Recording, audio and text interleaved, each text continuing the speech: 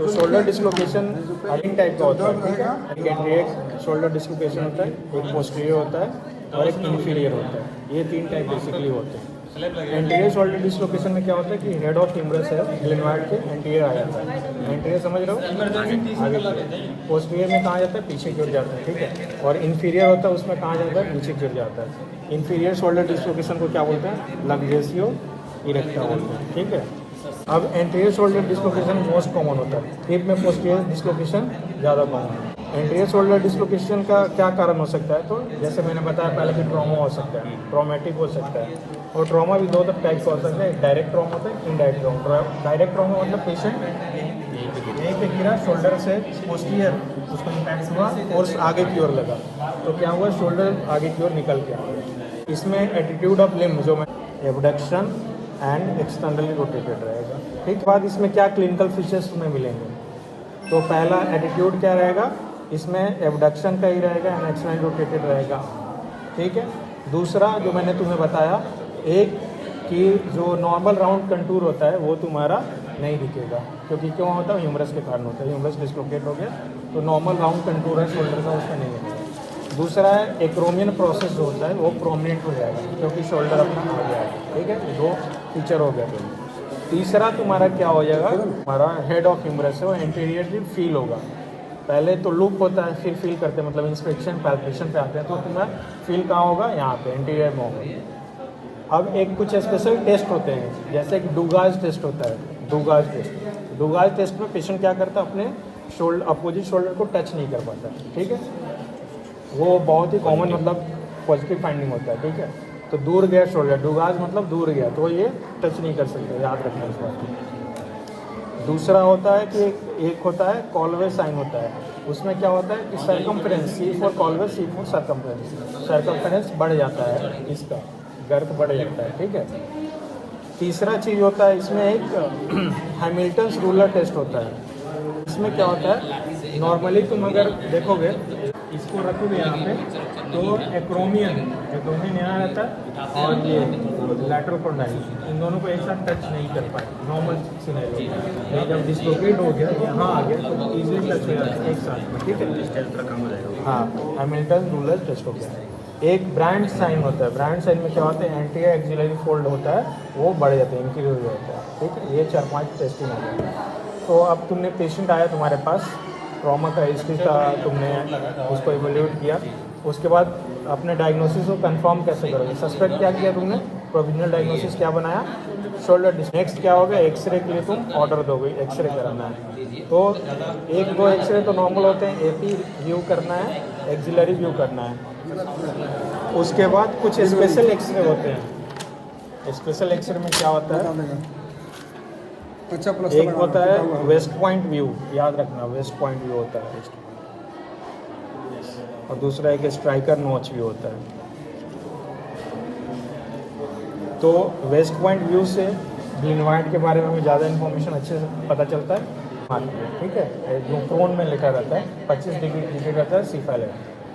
तो striker notch view रहता है, उसमें पेशेंट क्या करता है, अपना जो है यहाँ पे रखता है आर्म को स्कैल्प के ऊपर, और इधर से डायरेक्टेड रहती है। तो इसमें क्या अच्छे से दिखता है हमें, हिल सैक्स लेजन के लिए स्ट्राइकर नोच भी ज़्यादा अच्छा है, हिल सैक्स लेजन। अब हिल सैक्स लेजन क्या होता है,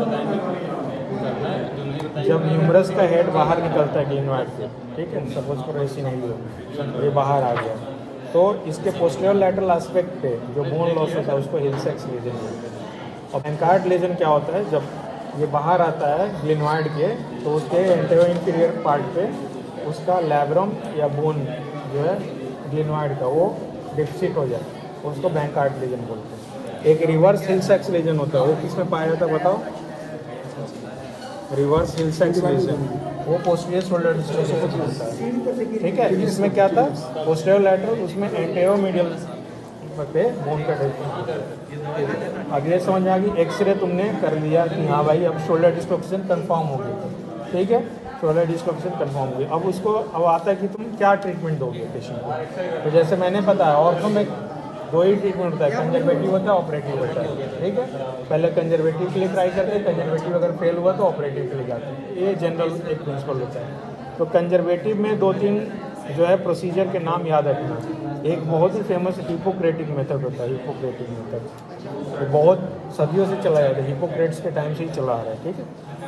तो इसमें क्या करते हैं, एक जो अपना जो ये एंकल है पेशेंट के एक्जिला में फंसा के ट्रैक्शन देते हैं, काउंटर ट्रैक्शन देते हैं, उससे रिडक्शन आता है, ठीक है। दूसरा एक आता है कोचर्स मेथड होता है, ठीक है।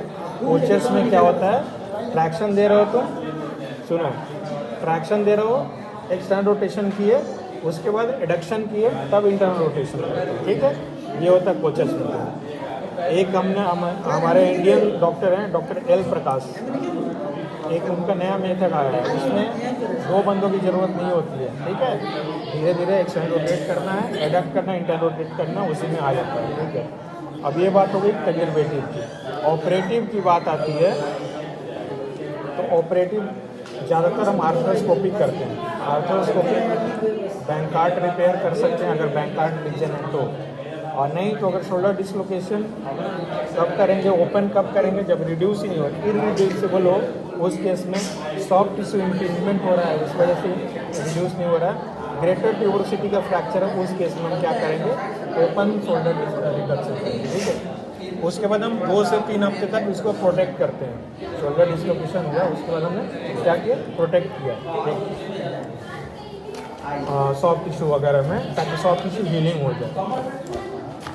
चलो यहाँ तक बात हो गई। अब हम इसके बाद करेंगे कॉम्प्लिकेशंस क्या क्या हो सकते हैं, ठीक है। क्या क्या कॉम्प्लिकेशन होगा अगर शोल्डर डिसलोकेशन हुआ है तो नंबर 1 कॉम्प्लिकेशन रिकरेंस के बहुत ज़्यादा चांसेस रहते हैं, खासकर शोल्डर डिसलोकेशन। रिकरेंस करने का मतलब एक बार अगर पेशेंट को हुआ है तो उसके मल्टीपल टाइम्स होने के चांसेस ज़्यादा रहते हैं, स्पेशली अगर 20 साल से कम एज में फर्स्ट शोल्डर डिसलोकेशन का एपिसोड हुआ है तो उसके केस में 90% चांसेस हो जाते हैं कि रिपीटेड शोल्डर डिसलोकेशन होगा, ठीक है। दूसरा है कि एक्सिलरी नर्व इंजरी हो सकता है, जो मैंने बताया, रेजिमेंटल बैज एरिया पे सेंसेशन लॉस होता है। तीसरा चांसेस है तुम्हारा क्या हो सकता है इस केस में, वहीं हिल सैक्स लेजन हो सकता है और बैंकार्ड लेजन हो सकता है। तो ये 4-5 कॉम्प्लिकेशन इसके नाम हैं। अगर क्वेश्चन आता है तो ऐसे ही फ्रेम होता है। ये क्लिनिकल फीचर्स क्या होते हैं, मैनेजमेंट कैसे करते हो, तो मैनेजमेंट में इन्वेस्टिगेशन भी आता है और ट्रीटमेंट पार्ट भी आता है, और कॉम्प्लिकेशंस क्या क्या होता है, ठीक है। मैकेनिज्म ऑफ इंजरी पूछ सकता है, ये लॉन्ग क्वेश्चन की मैं बात कर रहा हूँ। तो लॉन्ग क्वेश्चन में भाई डायग्राम वगैरह अच्छे से बना देना, ठीक है। अब आगे हम पोस्टीरियर शोल्डर डिसलोकेशन की बात करें। पोस्टीरियर शोल्डर डिसलोकेशन जो है, इसमें क्या होता है कि ह्यूमरल हेड ग्लेनोइड के पीछे चला जाता है, ठीक है। तो इसमें डायरेक्ट हो सकता है ट्रॉमा से, जब एंटीरियरली फोर्स लगे पोस्टीरियरली पुश हो जाए, ठीक है।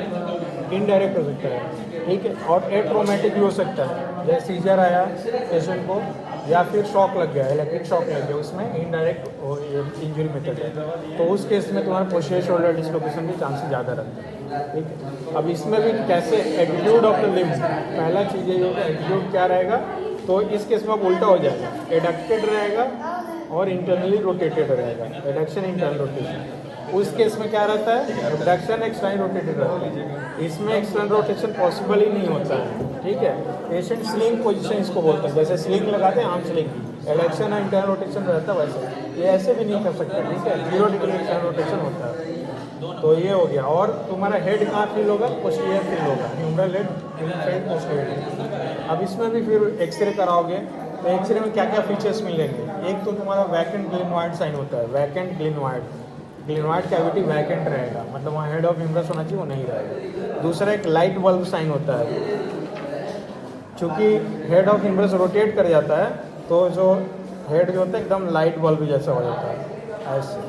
तो ये क्लिनिकल फीचर। अब इसमें भी तुम्हारा ट्रीटमेंट कंजर्वेटिव होगा और ऑपरेटिव होगा, ठीक है।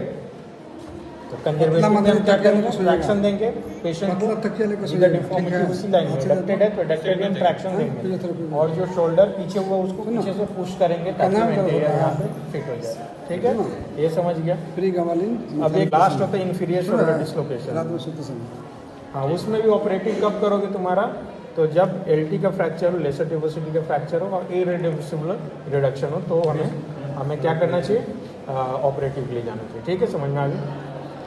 अब जो रहेगी बात इन्फीरियर शोल्डर डिसलोकेशन, तो ये बहुत ही मतलब मज़ेदार चीज़ है। इन्फीरियर शोल्डर डिसलोकेशन कब होता है, जब पेशेंट का आर्म पूरा हाइपर एबडक्टेड हो, ठीक है, उसके बाद कोई सडन से इन्फीरियर फोर्स लगाए तो ये क्या होगा, ग्लेनोइड के नीचे निकले, इन्फीरियरली निकले, ठीक है। तो इसमें क्या फीचर मिलता है, सैल्यूटिंग साइन बोलते हैं। पेशेंट का आर्म जो रहता है 120 से 130 डिग्री के आसपास रहता है, ठीक है, ऐसे ही लगता है कि सैल्यूट कर रहा है, ये एटीट्यूड रहता है, याद रखना, ठीक है। तो इन्फीरियर शोल्डर डिस्लोकेशन में ये होता है। और इसमें रिडक्शन का मेथड क्या होता है, वही ट्रैक्शन दो उस लाइन में और काउंटर ट्रैक्शन दो, फिर हाथ को नीचे की ओर पुश करो धीरे धीरे, ठीक है। ये समझ में आ गई। तो ये तुम्हारा शोल्डर डिस्लोकेशन वाला टॉपिक खत्म हो जाएगा।